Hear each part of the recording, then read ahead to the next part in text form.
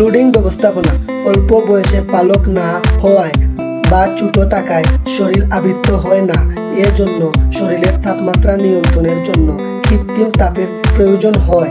এ অবস্থায় কৃত্রিমভাবে তাপ দেয়াকে ব্লুডিং বলা হয়। অন্যভাবে বলা যেতে পারে ব্লুডিং হচ্ছে বাচ্চাকে তাপানো, আর ব্লুডার হচ্ছে যেখানে বাচ্চাকে রেখে তাপমাত্রা দেয়া হয়। ব্লুডিং দুই প্রকার: প্রকৃত ব্লুডিং, মুরগির সাহায্যে ব্লুডিং করা; কৃত্রিম ব্লুডিং, বৈদ্যুতিক গ্যাস, কেরোসিন ও অন্যান্য তাপের উৎসের মাধ্যমে ব্লুডিং করা।